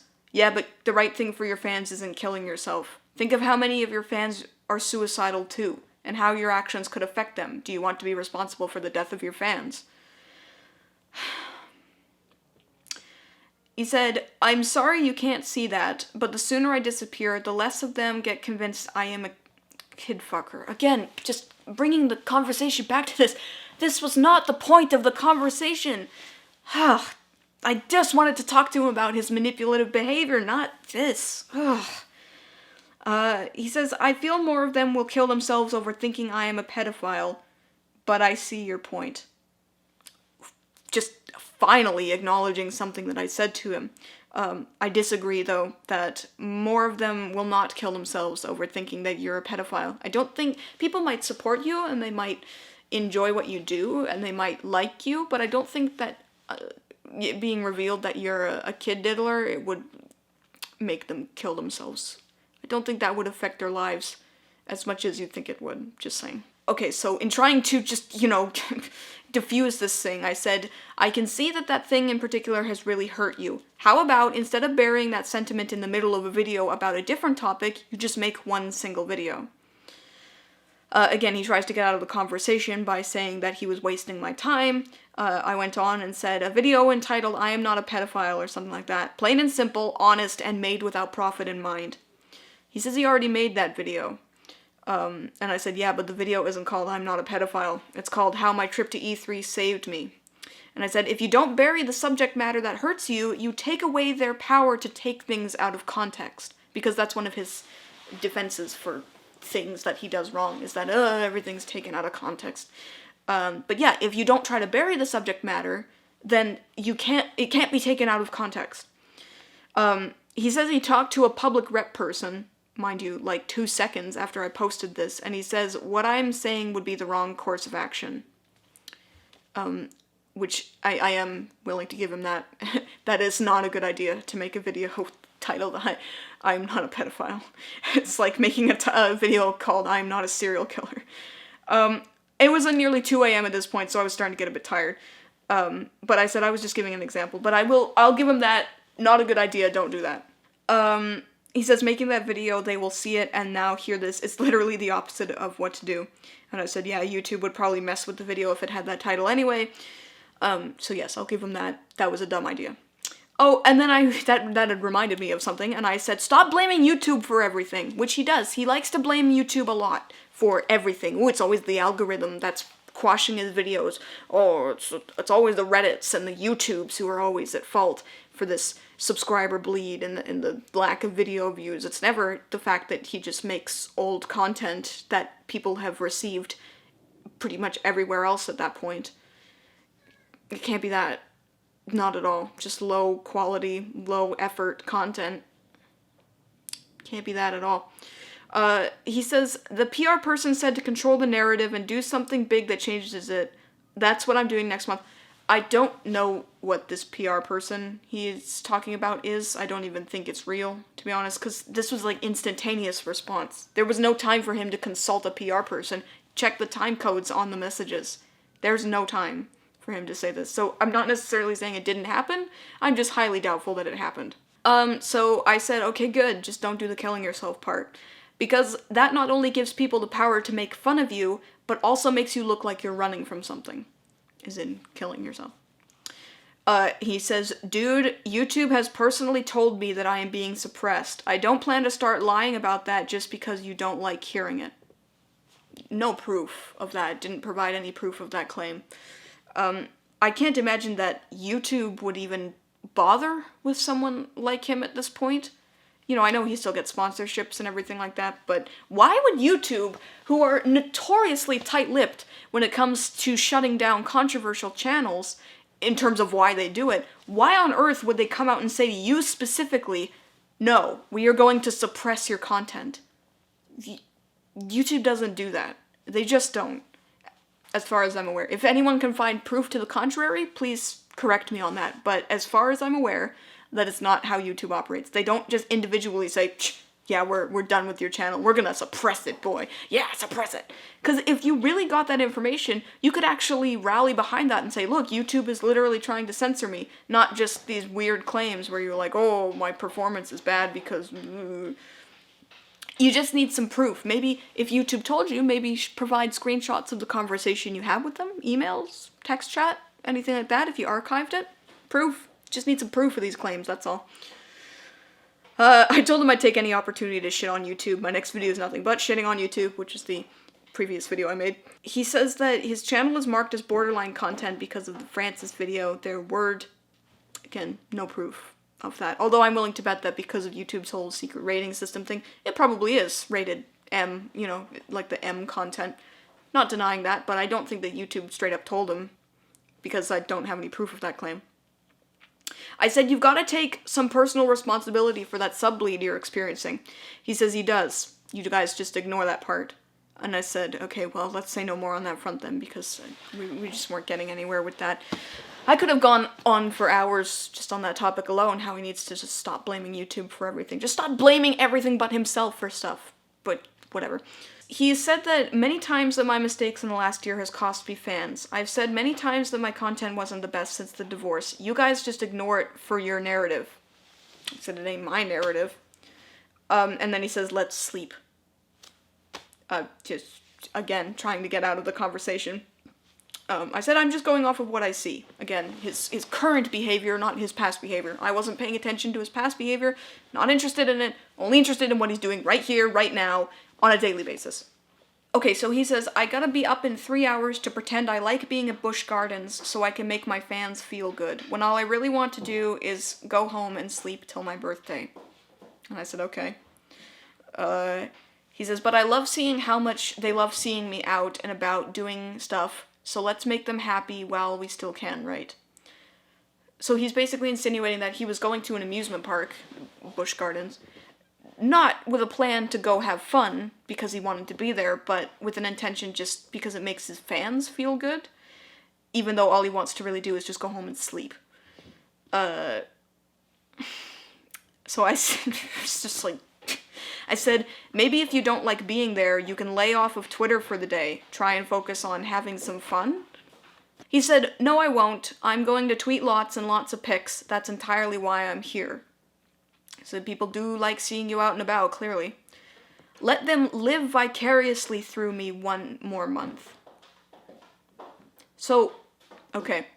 His trip to Busch Gardens, which I guess happened, the day after this conversation. So he didn't do it with the intention to have fun. He did it with the intention to make his fans feel like they can live vicariously through him. Why would you do that? Why would you go to Busch Gardens, not because you didn't want to have fun, or not because you wanted to have fun, but because you just wanted people to feel better by not being there? I don't understand this idea of living vicariously through someone through Twitter posts. It's not real. I mean, people, they do have their own lives going on. They're not constantly waiting for the next thing that you're gonna say, Boogie. They're not. They got their own stuff going on. Their lives don't revolve around you. They might be happy to see you whenever you post something, for sure, because they support you and they enjoy seeing you, but they need to live their own lives. That's just so weird to me. Why would you say that? So I said, why not take the pics and post them later? He said, take some pics with fans at the park and give them some love on Twitter. I said, focus on having fun first, and then share it with others. He said he can't have fun. It's too late. I haven't had fun since the divorce. I don't even know what fun even is. something just sort of clicked in my head. There, I said, oh, I think I get it now. Interesting. He says, I legit have only stayed alive in the last year for my fans, and now I see dying is the best way to serve them. You getting it now? That the depression and anxiety is real and makes me miserable 24 hours a day. I was already aware of that, though. I don't doubt that he has depression. I don't doubt that he has anxiety. You know, this is just something that YouTubers kind of get over time, so I'm not saying he doesn't have it. But, you know, a lot of people have depression. A lot of people have anxiety. I have anxiety. But what we do is we don't use it, or we try not to use it as a crutch for our behavior. We try to live in spite of it, as opposed to just because of it. You know, you might wake up one morning and feel depressed, you might feel anxious, and every fiber of your being is telling you, you just need to stay in bed. You can't face another day at work, you can't face another day talking to people. But instead of giving into that, you gotta fight it, like, every step of the way. You can't use it as a crutch, and you can't use it as an excuse for your behavior. I'm not saying it's... I realize depression and anxiety is very hard to manage, and yes, it can rule people, but I don't like this idea that it excuses all of your behavior just because you have that, because there are so many people out there who struggle with these things, who do their absolute damnedest to get past this, to try and live normally. And I don't see that behavior from you. I just see you using it as a crutch. But something else started to make sense. I said, I've been operating with the mindset that you hate yourself and you parlay that hatred onto your fans. But now it seems like you're not parlaying the hatred. Rather, you're putting every last vestige of hope you have into them, to the point where any critical rhetoric seems like a devastating blow. He told me I was wrong. So I said, okay, what would you say it is? So his response was, I am their slave. I try to serve them 24 hours a day. It's all I think about. How can I entertain them, inspire them, help them? What topics do they want me to cover? And now the best way to serve them is to die in a few years after changing the message one last time.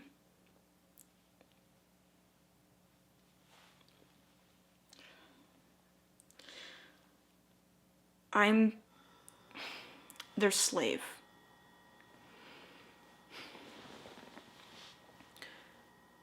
So, living in service to someone, trying to entertain them, make something, make their day better, is a good pursuit, I think. You can have a positive influence on their life in that way. It's a noble pursuit. Dedicating yourself 100%, seeing yourself as a slave to these people, you can't do that, because you'll never, ever be able to please everyone. People are going to think what they're going to think, they're going to say what they're going to say. You can't please everyone. You have to live for yourself, too. You have to focus on living your life before theirs. You say that you want people to live vicariously through your life, and then tell them that you're their slave? That doesn't make any sense. It's very contradictory, and very wrong. Again, this is such a toxic mindset that you would think that you need to be there 24 hours a day for them. I don't know. I can't even fathom why someone would think that. I've been in a similar situation where all I can think about is YouTube content. Back when I used to make content regularly, all I could think about was just throw the next video, gotta do it. And it killed me to do that. That's why I developed anxiety. All I wanted to do was just please people all the time, just be there for them all the time. And it wrecked me. It destroyed me on the inside. And finally, when I was able to take a step back and just be like, no, I have to live. If I'm not alive, I can't make more stuff for them. It shows that you really don't care about your fans. Not at all.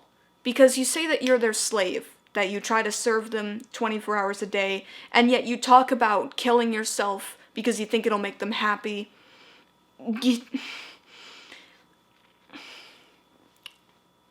Anyone who truly cares about their fans wouldn't say that They wouldn't say that. They would stay alive for them because just the mere presence, the fact that you're still fighting for your life would make them happy. Not because you're at their beck and call every second of the day, but just that you're still there for them when they need you, but not all the time. Again, these people have their own lives to live. I think you've got this so wrong. So I said, no, that still can't say that's the best way to serve them. He says he tried so hard to make Reddit fans. He says he tried so hard to make Reddit happy because they were once fans, but I couldn't do that and stay alive at the same time, and they're gonna make sure the fans I have left hate me because they believe I am a pedo. Again, going back to this pedophile thing. So I said, I was starting to get really frustrated at this point because of the previous messages. So I said, so go on and let them think that. If you know it's not true, then what's the problem? Again, alluding to the, if it isn't true, then it can't hurt you. He says, this makes Reddit happy, and maybe they will leave my fans alone. I know it's a fool's errand, but the only thing I have left is to try. So his goal seems to be that if he basically wants to deflect the so-called narrative that Reddit is trying to make, in that he's a horrible, irredeemable person who touched the child and does all this awful stuff. But you have a responsibility. Again, like I said, you have the responsibility to make sure that your fans and your admirers are admiring you for the right reasons. Trying to deflect criticism just so people will continue to admire you in ignorance is not the right way to get admiration from people. That's not how you should be using your responsibility. Not at all. You should let them make their own judgment call. And if their judgment call is that they can no longer support you for the things that you've done, then you have to respect that. You can't make them come back to you if their minds have been changed, if they no longer see you that way. If they have gone away from you, and they no longer see you as the person they used to see you as, then let them go.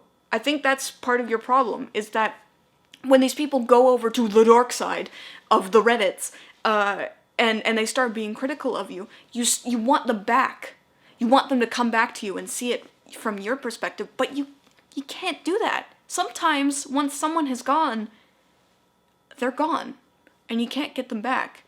And then, so you focus so hard on these people who criticize you that you don't even see that there's still people there who support you, and they will. Why would you want to make the people who have left you behind happy? They've got their own thing going on. He says it hurts his fans really bad when they believe they supported a monster. I know it's not true, and I hope you know now too. I said, well, I can't say that for sure, but I certainly feel as though I've gotten greater context. It was just interesting to be able to actually speak to him in this other facet of his social chameleon-like nature. So, no, I still think he's quite the monster. He's exactly the monster that people say he is, but just couldn't say it for sure at that point. He says, but my fans believe it and it ruins them when they do. I'm so sick of staying alive for selfish reasons just to dir fans, yet hurt daily. I'm not sure what he was trying to say there. I said, I maintain skepticism in all my interactions of this nature. Truthfully, I have seen only one side of the arguments. However, like I said, I really don't care about your past. Only what I was perceiving is what I was reacting to. Trying to reinforce that I'm not against him because of what he's done, rather what he's currently doing. He says, sure man, it's okay if you still think I'm a monster. Either I prove you wrong in a month, and that's great, or I prove you right, and that's great too. Either way, you're happy. As if my happiness is somehow more important than his life, which is not at all. So I said, well, given this greater context, I think there's only one way you could prove to me that you're not the monster people think you are. And that's to stay alive.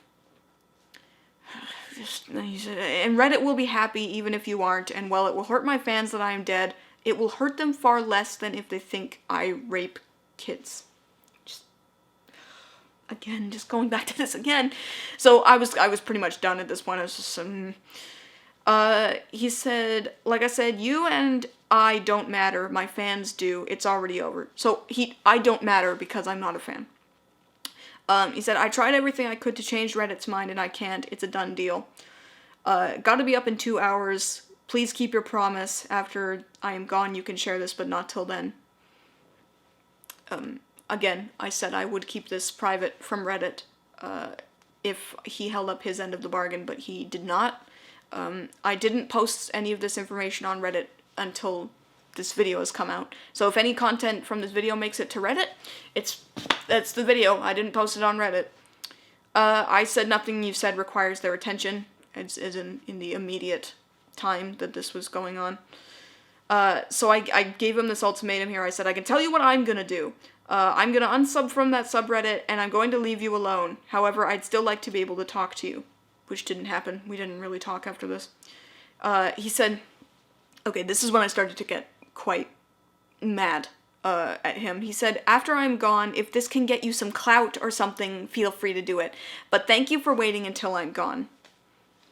No. So he seems to think that the only reason I'm doing this is because I want clout of some kind, that I want attention, that I'm only doing it for money or views or something like that. As I've said, I normally keep to myself.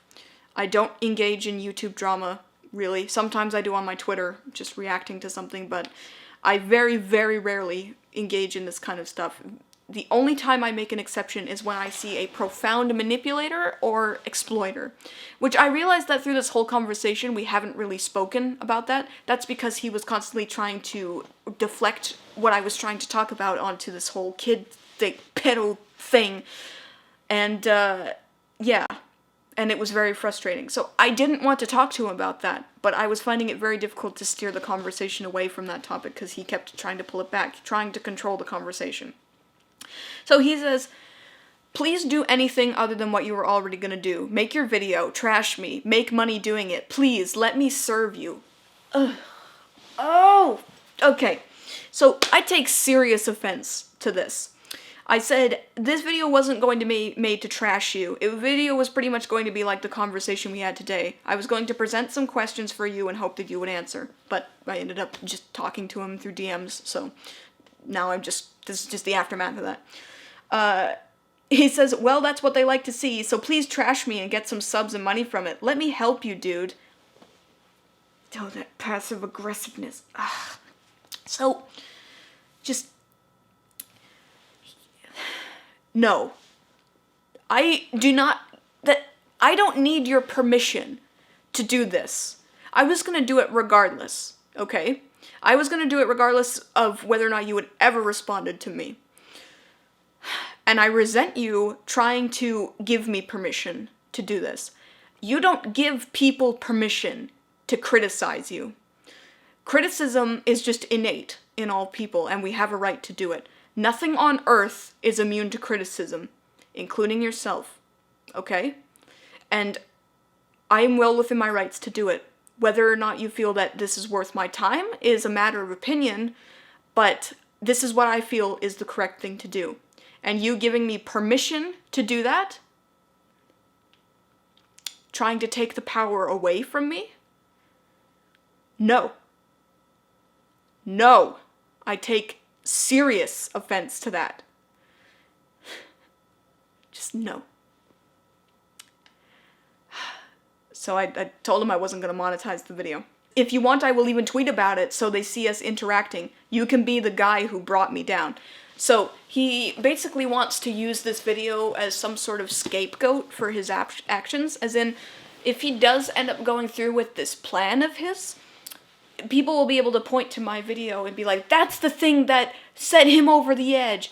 Oh, that horrible Sol, she's just a big bully, big meanie, who finally was the final straw for this person.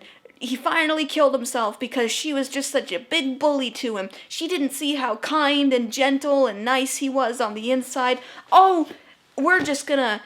I hate her because she didn't give Boogie a chance. Well, if you think that, I can't really tell you not to think that. But if Boogie uses this video as a scapegoat for just anything at all, well, I have proof that that was his intent all along. He has given me permission to make this video so that he has something to fall back on, somebody to blame if things do go south. It's kind of like Emplemon's Behind the Meme video, and when Behind the Meme went off his rocker, people turned to Emplemon and said, "You were the one who made him go crazy. Oh my god, you were the one who made him, you know, kill himself," even though he didn't end up killing himself in the end. It was a thing, it wasn't real. It's that sort of thing. So it's something people can point at and say, that's the thing that set him over the edge. We're gonna hate you now because it's you. I'm very small compared to Boogie. He has a much larger audience than I do. If he is so unreceptive to criticism, if he doesn't believe that anything that what I've said is true or anything the Reddit's said is true, then I can't imagine why he would take anything what I say seriously to begin with.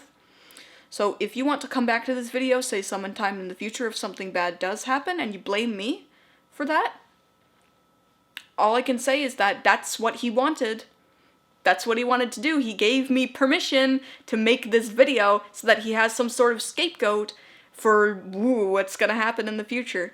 I would prefer it not come to that, because I don't want a deluge of people coming to me and say, you were responsible for this person's death.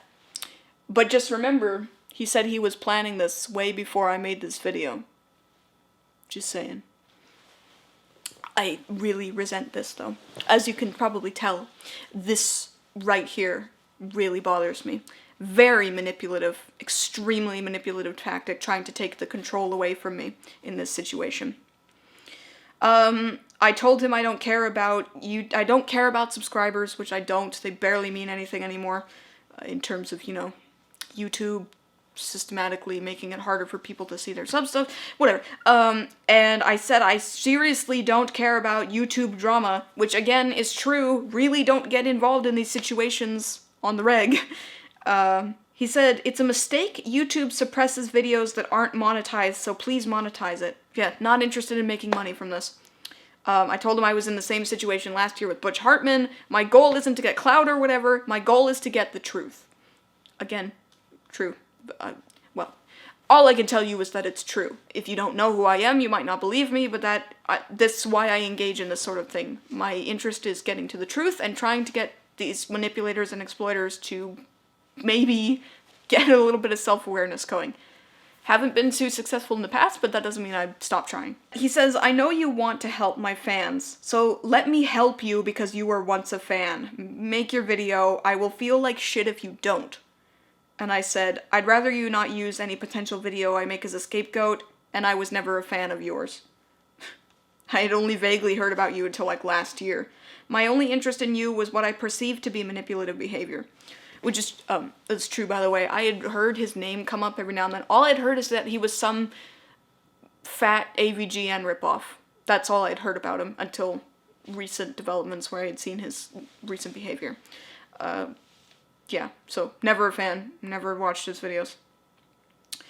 He says, if you don't make that video, then you will have proven yourself right. I don't want to feel I manipulated you out of it. Please still make it. I'm begging you. I don't want another reason to feel like shit. I have plenty. Again, trying to take control out of my hands in this situation. I said I'm still going to make it. I didn't say I wasn't going to. He said it wasn't his intention.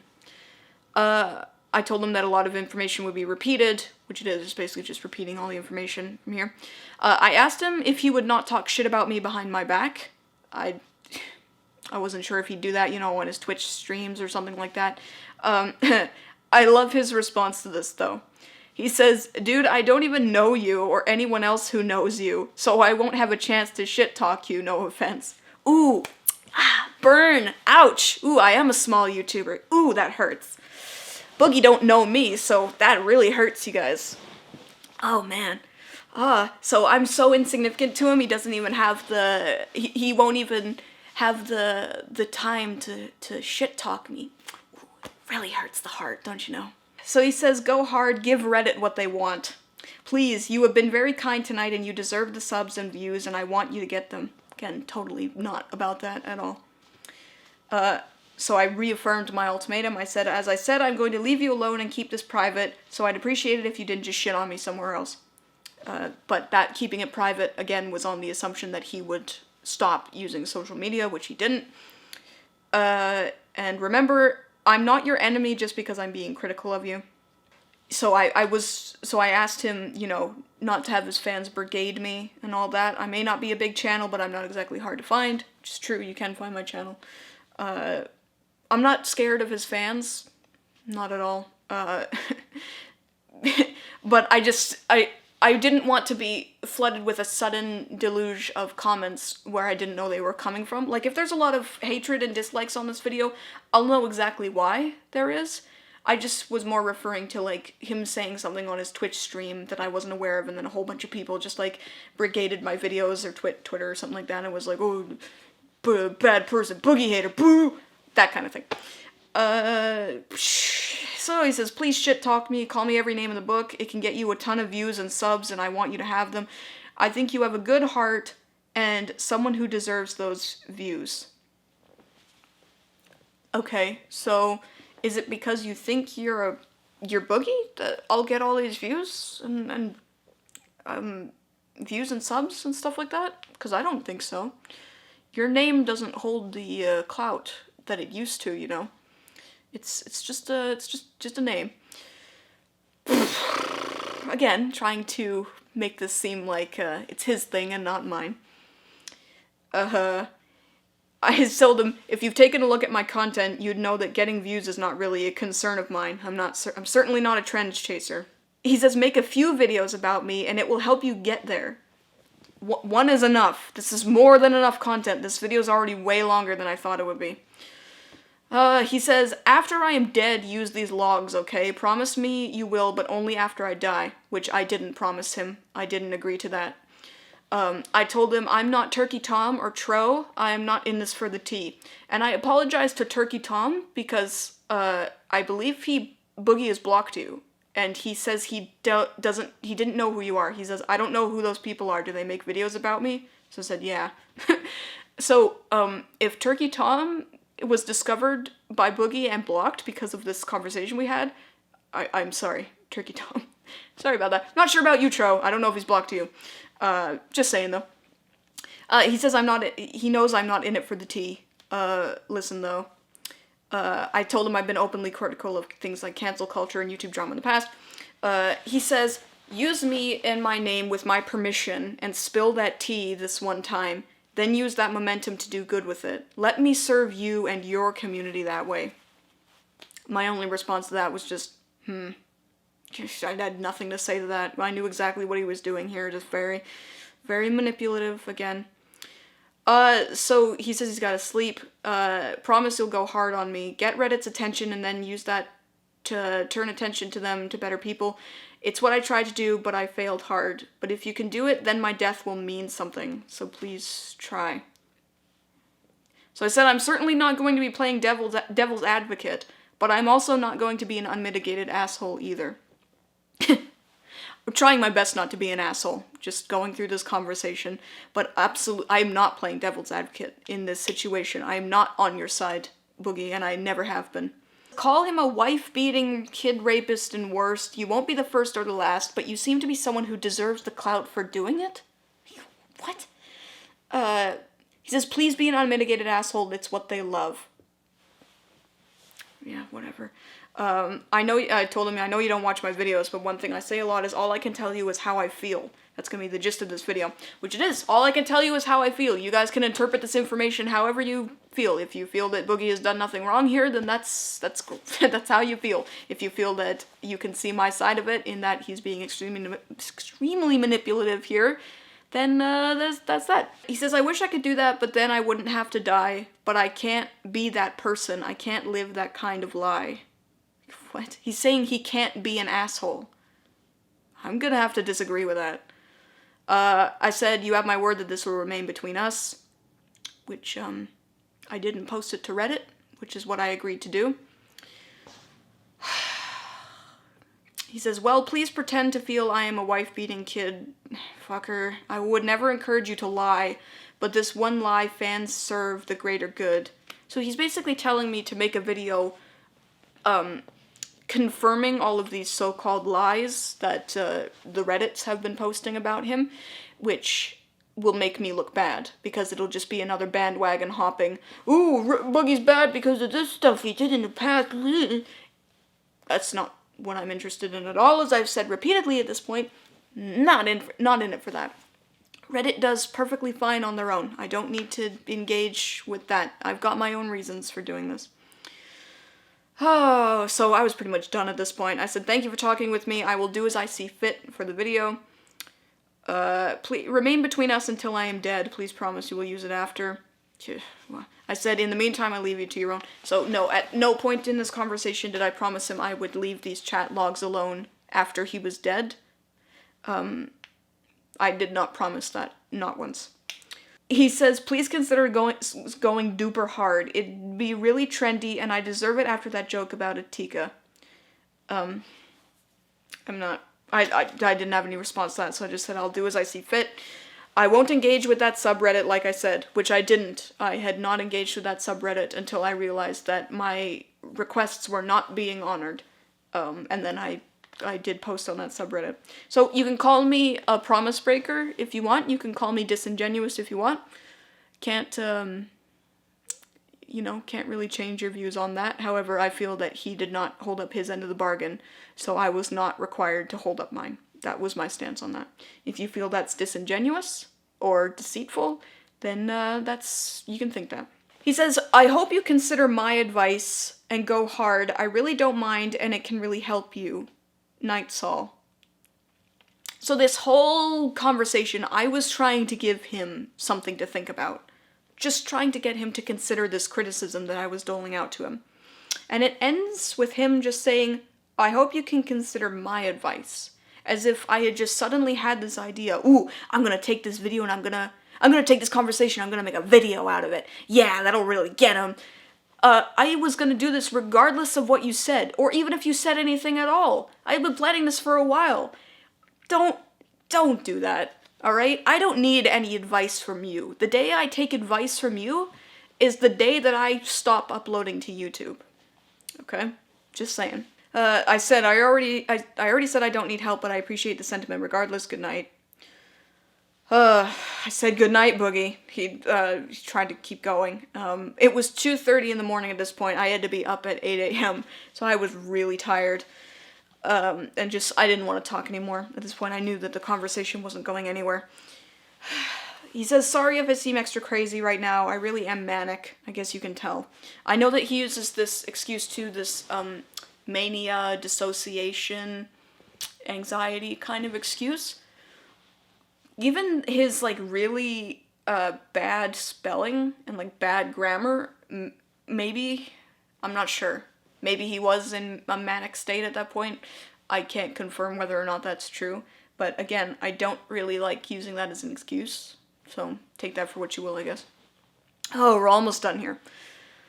He says his brain is broken as fuck. Okay. I told him, don't worry about it. I do this sort of thing a lot. He says, I talk to crazy people. And he asked me if I'm in mental health, which, no, I'm not in mental health. I have not taken any psychology classes or anything like that, but I do have a vested interest in psychology, particularly the psychology employed in mob mentalities and cults. I do believe that Boogie runs a cult of personality. Maybe not a super egregious one, but he does share a lot of traits with cult of personality. Again, that was why I was interested in the Butch Hartman situation. That is why I'm interested in Boogie, too. I find the idea of mob mentality and cult psychology very fascinating, and that's why I pay attention to this stuff when I see people engaging in that. Fascinating, but sickening. He says he was never able to finish his degree. I said that was unfortunate. He says, sorry for wasting your time. And I told him he didn't waste his time. He didn't waste my time. I spent two hours talking to him, not because it was a waste of time, because I was just trying to get this point across to him, the points I had to say, and he just wasn't having any of it. He says, so one of the Twitter posts that I made that got his attention was that he had posted this sad post about, ooh, one of his videos only made $400, you guys. It only made $400, guys. But he insinuated, the way he worded it was more like he was insinuating that that was his entire month's income from the YouTube video, even though it clearly wasn't at all. So I had gone on to Social Blade and I was like, no, it's not. So I called him out on it.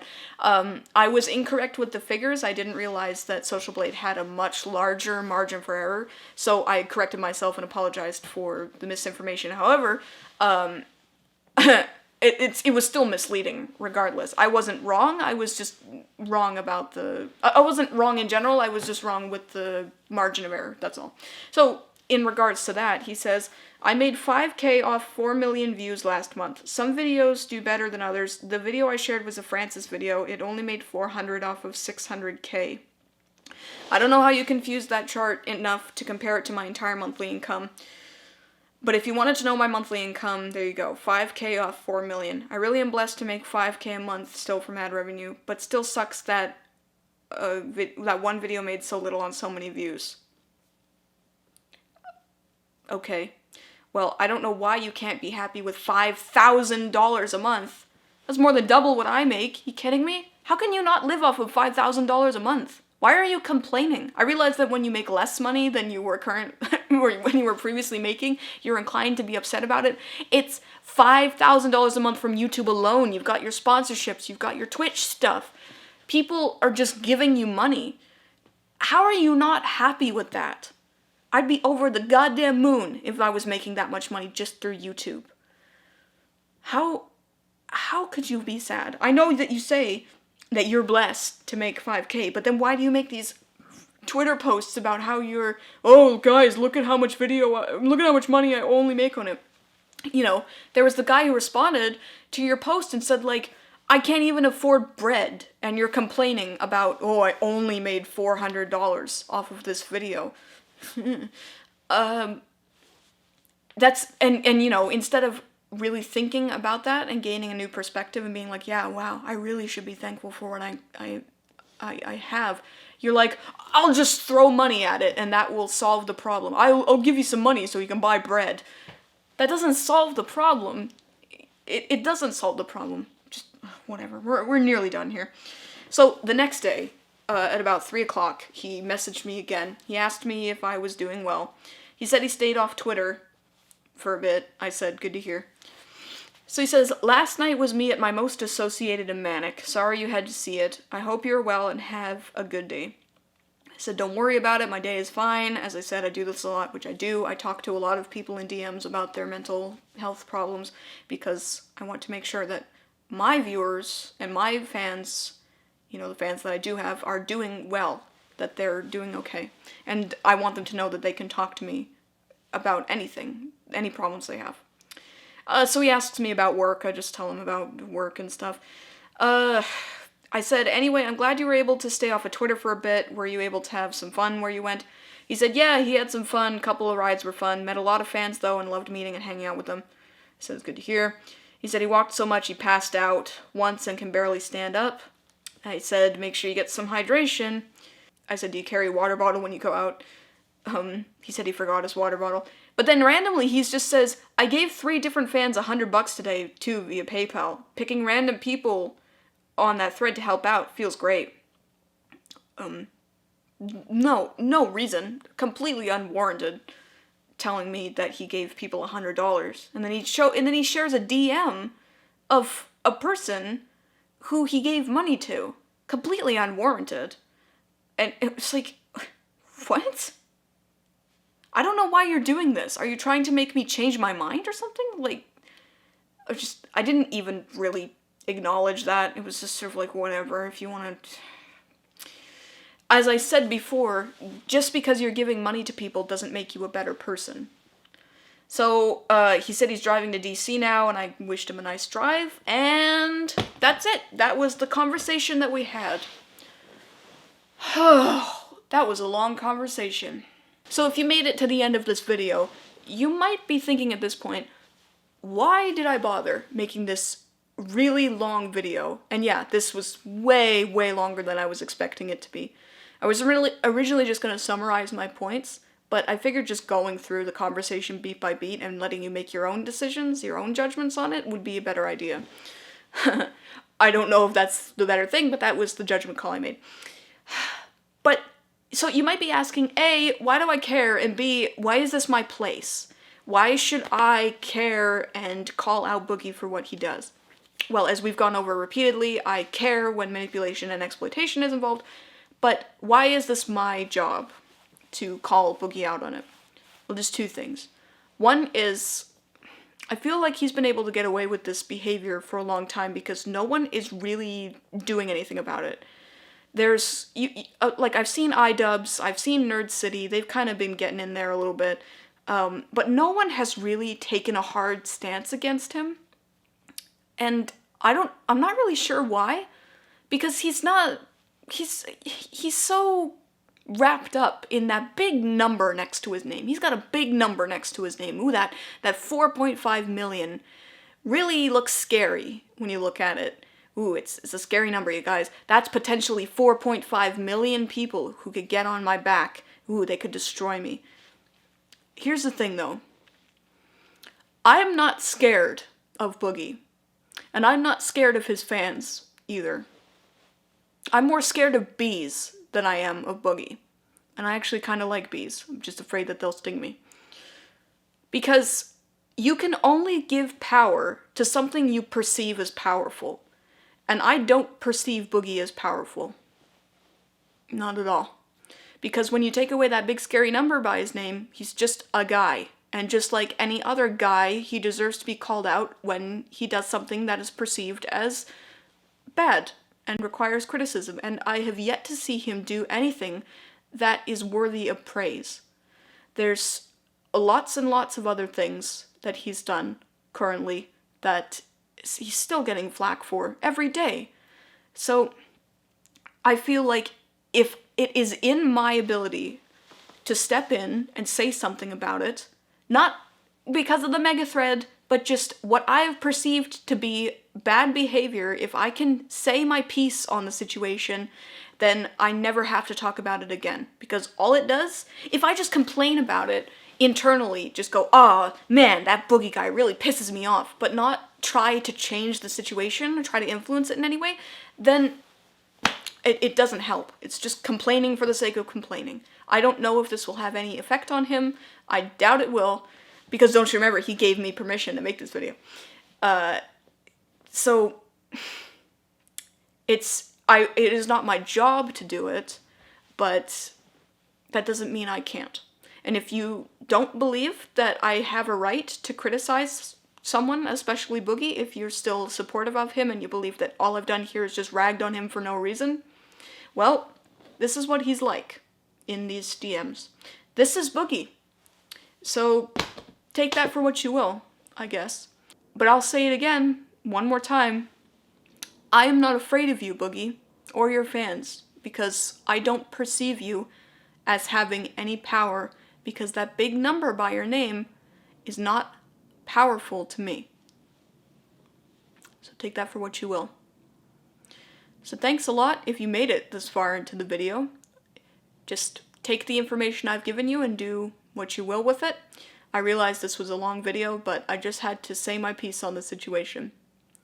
So I hope you guys have a good day. If you'd like to discuss this topic with me, you can either comment below, you can talk to me on Discord, DM me on Twitter, whatever you want to do. I am more than happy to talk about it if you would like to.